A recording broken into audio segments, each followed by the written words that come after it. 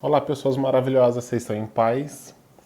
Me chamo Vitor Alexandre Pisolato, eu sou fisioterapeuta, fiz mestrado em neuroplasticidade e doutorado em avaliação e intervenção do sistema musculoesquelético, pela UFSCar.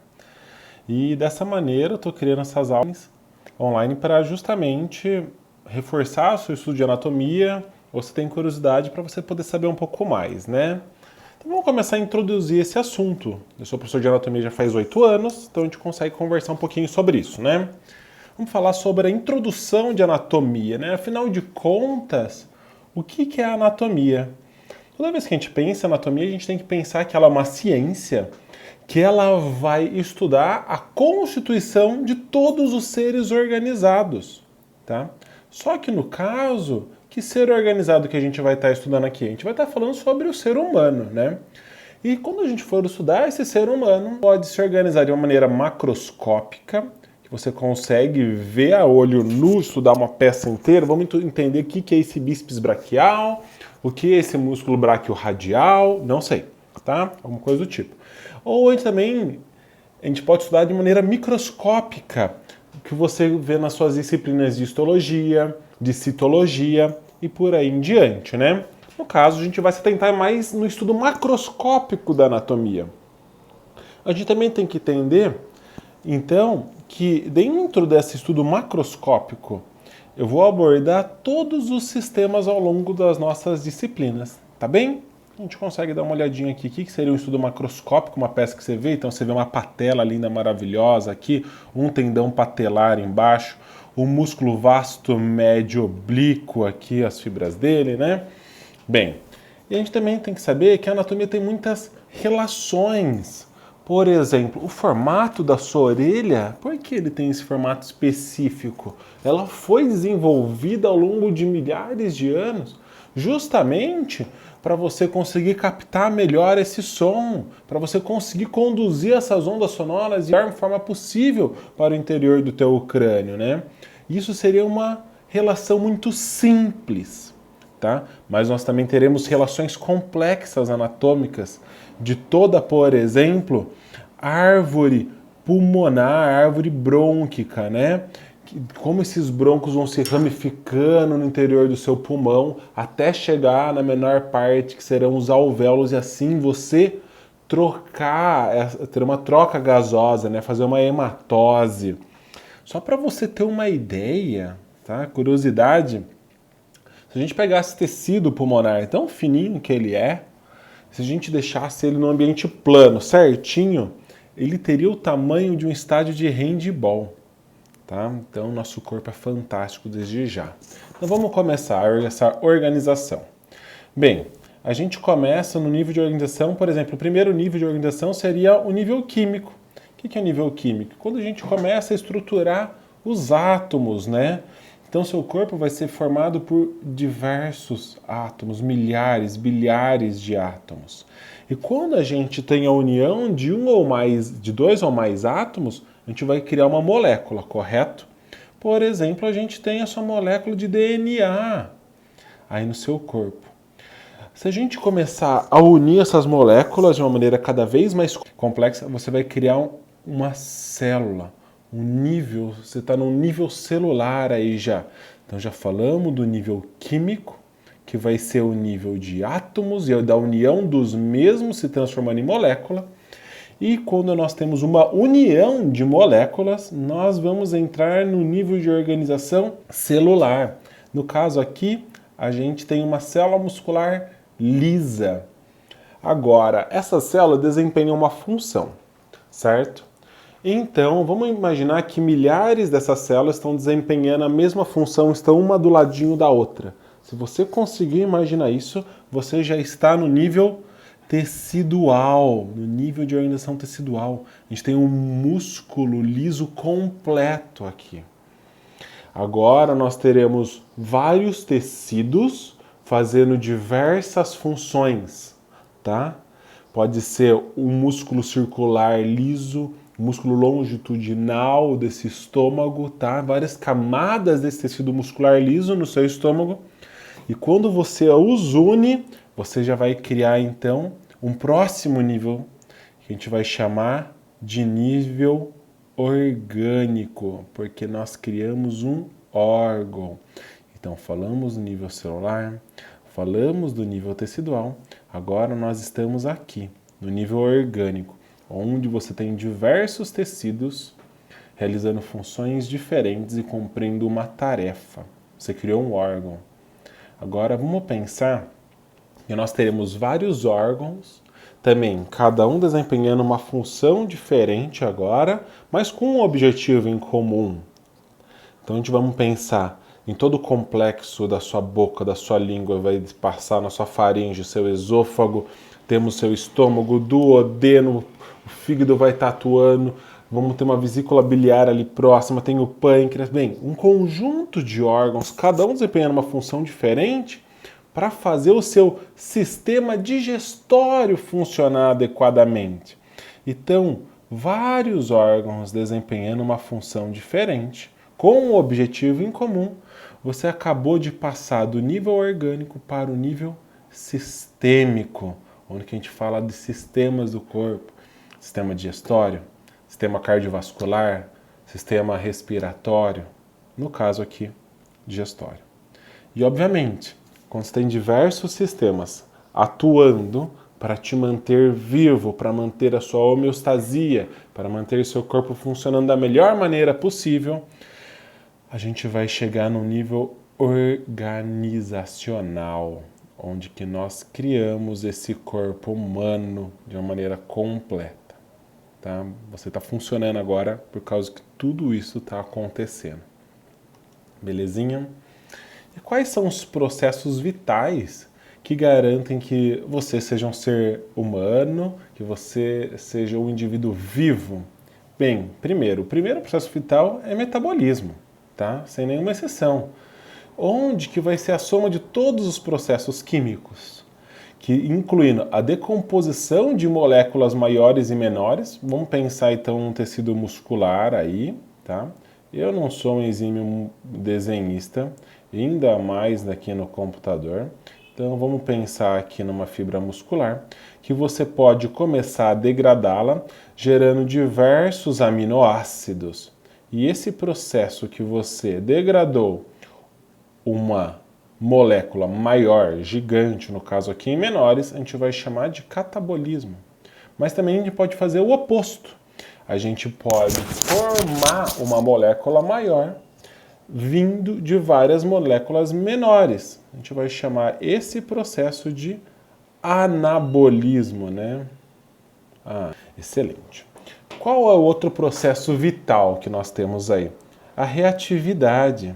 O nosso corpo, ele tem a capacidade de detectar e responder qualquer alteração no ambiente interno quanto externo. Vou te dar um exemplo. Você acabou de cortar o seu dedo no papel aí de uma folha. Você está anotando. Pô, quem nunca fez isso, né? E dói muito. E no momento que você cortou, às vezes você tirou a sua mão muito rapidamente. Então, isso foi uma resposta do seu corpo de acordo com uma alteração externa sua. Você cortou lá, sentiu dor, você mandou um sinal aferente para o teu encéfalo, sistema nervoso central, falando assim, dói. Aí seu corpo falou assim, dói, e mandou uma resposta nos seus músculos e você tirou sua mão rapidamente. Seu corpo respondeu a um ambiente externo. Por exemplo, quando está muito frio, tá? O seu corpo precisa se manter quentinho. Então o que vai acontecer com toda a parte dos seus vasos periféricos, né? Esses vasos periféricos eles vão acabar sofrendo uma vasoconstrição para que justamente a maior quantidade de sangue quentinho fique no interior do seu organismo, principalmente nos seus órgãos vitais, e você continue a ter uma homeostase adequada mesmo no ambiente frio, tá? Por exemplo, quando nós... E agora é uma resposta interna, né, Vitor? Bem, uma resposta interna seria, sei lá, aumentou a tua pressão arterial. Sua pressão arterial começou a ficar muito elevada. Se sua pressão arterial estiver elevada, eu vou criar um âmbito de respostas justamente para aumentar a minha diurese, para eu fazer mais xixi e, consequentemente, diminuir o meu fluxo sanguíneo e diminuir essa pressão arterial também. Então o seu corpo ele sempre se adapta, ele é reativo às alterações externas e às alterações internas. Tá? O que é outra coisa que um corpo vital, que um corpo vivo faz, né? Ele faz movimento, poxa. Você consegue deslocar as estruturas dentro do seu corpo. O seu corpo, por exemplo, fica de ponta cabeça no sofá, não faça isso, tá? Aí toma um gole de água. E essa gole de água vai conseguir passar por toda a tua boca, pela tua orofaringe, vai passar lá para o seu esôfago e chegar no seu estômago, mesmo você estando de cabeça para baixo. Você tem uma força de movimento peristáltico muito elevada. Então o seu corpo ele faz movimento. Esse movimento dentro dos órgãos, como eu falei da deglutição aqui, você consegue engolir, o movimento peristáltico vai levar esse alimento até o estômago, tá? Mas também pode fazer um outro movimento, que é o próprio movimento do seu corpo. Tá? Os seus músculos eles vão se contrair, gerando um movimento articular e você consegue correr, caminhar, subir uma escada, mexer o dedo, escrever. Então você tem dois tipos de movimento sempre acontecendo. Tá? Vamos lá. O que mais nós temos nos processos vitais? Bem, a gente também tem o processo de crescimento. A gente consegue aumentar o tamanho do nosso corpo, beleza? Por aumento do tamanho das células existentes ou pela quantidade de células existentes. Então, por exemplo, eu posso começar a criar diversas células, aumentei a quantidade das minhas células, e isso eu vou chamar de hiperplasia. Tá? Então, hiperplasia. Eu sei que minha letra é horrível, gente, desculpa. Ou você tinha uma célula desse tamanho, uma única célula, e ela aumentou de tamanho. Ficou agora gigantesca. Então, você aumentou o volume dessa célula. A gente vai chamar esse mecanismo de hipertrofia. Excelente. Então, se a gente consegue crescer por hiperplasia ou hipertrofia, isso também é um processo vital nosso. Tá? Bem, o próximo processo é diferenciação. Tá? A gente tem um conjunto de células não especializadas, né, que elas podem se tornar uma célula especializada. O que é uma célula não especializada, Vitor? É uma célula ainda que não tem uma função específica dentro do teu corpo. Ela é uma célula mãe, vamos dizer assim. Olha esse exemplo. Nós temos então as células troncos hematopoéticas que estão na sua medula óssea. Então essas são células capazes de se tornar outras células do teu sangue. Um exemplo clássico é que uma célula tronco hematopoética, ela não especializada no caso, ela pode se tornar uma hemácia, olha que bonitona aqui, que vai ser uma célula especializada. Igual essa hemácia, ela vai conseguir transportar, por exemplo, oxigênio para outras células do seu corpo, não é verdade? Então, a gente consegue fazer diferenciação. Bem, o próximo processo vital vai ser a própria reprodução, coisa que você não sabe, você nem imagina o que é ou nunca fez, não é verdade? Sei. Então, o que é reprodução? Bem, não é só isso que você está pensando. Reprodução também é a formação de novas células para o crescimento. Então, suas células conseguem se dividir, seja por mitose, seja por meiose. Então, essa divisão celular já é uma reprodução celular. Tá? E também existe o segundo tipo de reprodução, que é quando você, aí sim, gera um novo ser vivo. Igual você, parasita, ficou lá na barriga da tua mãe, não sei quantos mil meses, sugando todo o nutriente que ela tinha. Então, parasita, né? Todos nós fomos. Bem, e a gente acaba aí, né, esses processos vitais do nosso corpo, sendo eles metabolismo, reatividade, movimento, crescimento, diferenciação e reprodução. Isso é o básico da vida humana. Tá? Bem, só que todo ser humano não é igual. A gente vai ter um indivíduo normal. O que é o normal? O normal é aquele que tem as características da maioria da população. Tá? Ah, tem 2 olhos assim, o nariz assim, uma boca assim, o cabelo assim, beleza, você é uma pessoa normal. Mas nós também temos diferenças morfológicas, tá? O que são essas diferenças morfológicas? Diferenças na nossa formação.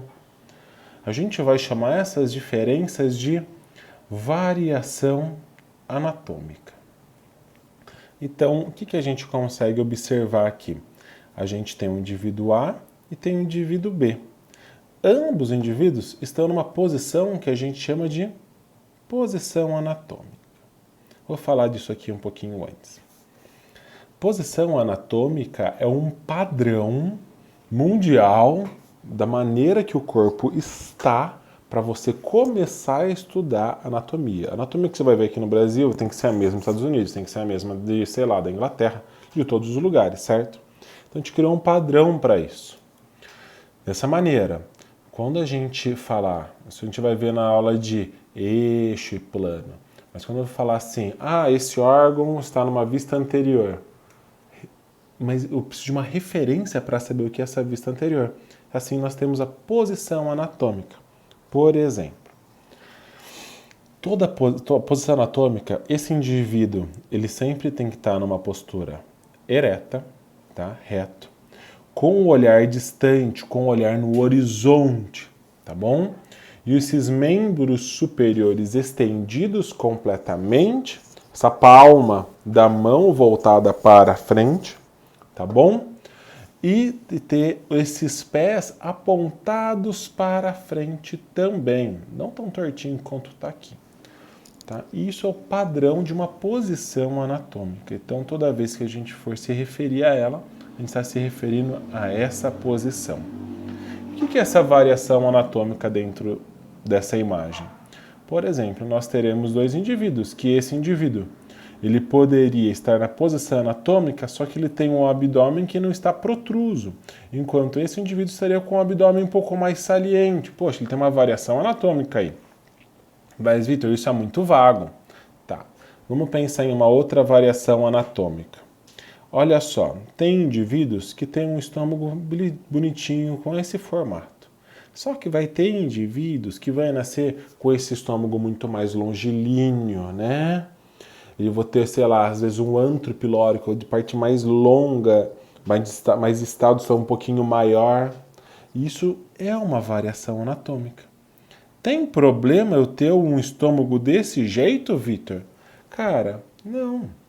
Quando a gente fala de variação anatômica, quer dizer que você não vai ter prejuízo nessa função, por mais que esse órgão tenha uma forma diferente. Olha só um outro exemplo, tá? Vamos pegar aqui essa artéria. A bifurcação dessa artéria está aqui na fossa do cotovelo. E a bifurcação dessa artéria no indivíduo B vai estar lá no nível da sua axila, no seu nível axilar. Poxa, ela teve uma bifurcação em lugares diferentes, só que do mesmo jeito você não teve prejuízo na função. É uma variação anatômica. Agora, nós também temos anomalias. O que são anomalias? É uma variação anatômica, só que aí você tem perturbação funcional. Perturbação funcional, né? Bem, vamos pensar nesse caso aqui de que quem tem polidactilia, né? O que seria polidactilia? É um indivíduo que tem um dedo a mais nas mãos, olha só que belezinha. Então, eu tenho uma anomalia. E nós teremos um caso ainda mais grave, que nós vamos poder chamar de monstruosidade. Monstruosidade geralmente são variações anatômicas tão graves, com prejuízo na função, de uma maneira extrema, que é incompatível com a vida. Por exemplo, anencefalia, onde que esses indivíduos estão nascendo sem essa massa cerebral e muitas vezes com exposição, né, do órgão. Bem, é uma patologia rara uma a cada 1.000 ou uma a cada 10.000 pessoas podem nascer com anencefalia e geralmente falecem ou por causa de algum aborto espontâneo, né? Ou nas primeiras horas, talvez dias de vida. Tudo bem? E por último, nós temos nossas regiões anatômicas. O que vai ser essa região anatômica, né?